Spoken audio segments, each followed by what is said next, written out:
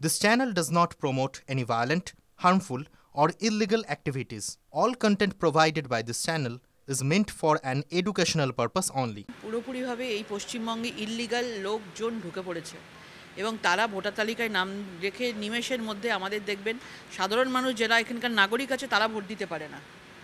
আর বাইরে থেকে বাংলাদেশ থেকে এসে তাদের সুবিধা করে দিয়ে তারা ভোট দিয়ে তারা চলে যাচ্ছে, তাদের নাম দেখবেন এখানে ভর্তি পাবেন। এবং এই সরকার এই জন্যই বেঁচে আছে, টিকে আছে এই জন্যই। কোনো সাধারণ মানুষ এখানকার মানুষকে এই সরকারকে চায় না। যেখানে রাজ্যের পুলিশ কোনো স্টেপ নিতে পারছে না, তার বাড়ির মা, বউ, মেয়ে, মহিলাদেরকে নিয়ে নোংরা কথা বলছে এই ভাষাতে, সেখানে পুলিশ যখন কিছু করতে পারেনি, সেটা আমাদের ভাবাটাই ভুল যে এফআইআরটা আপলোড হয়ে সুপ্রিম কোর্টে যাবে। মানে মমতা বন্দ্যোপাধ্যায় নিজে অনুব্রতের মাথার উপরে হাত রেখেছেন, আশীর্বাদ করেছেন, পুলিশের কিছু হয়ে যাক তাদের বাড়ির, তার বউ মেয়েরও অত্যাচার হোক, যাই হোক, যেভাবে ধরনের কথা বলেছে, কিন্তু অনুব্রত মণ্ডলের কিছু হবে না, যতদিন মমতা বন্দ্যোপাধ্যায় বেঁচে থাকবেন। থেকে টাকা এসছে, সুতরাং টাকাটা মানে কে নেবে, সিন্ডিকেটবাজি, তোলাবাজি কে করবে, কে বাড়িতে টাকা নিয়ে যাবে, টাকার বস্তা নিয়ে যাবে? কেউ মানুষের জন্য, বন্যার জন্য সাধারণ মানুষকে সেবা করতে তৃণমূল অন্তত আসেনি।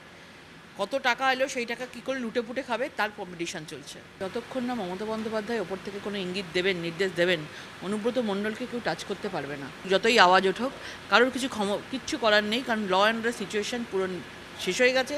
মমতা বন্দ্যোপাধ্যায় যেটা মনে হচ্ছে সেটা করছেন।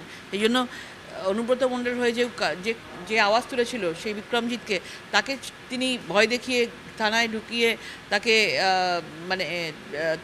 তাকে সারেন্ডার করতে হলো, কিন্তু অনুব্রত মণ্ডলকে পারলো না। দিদির হাত আছে। ইস্যু হতে চলেছে বলতে পারবো না, কিন্তু এইটুকু বলতে পারি, পশ্চিমবাংলায় মহিলা মুখ্যমন্ত্রী থাকতে মহিলাদের তো কোনো সম্মান নেই।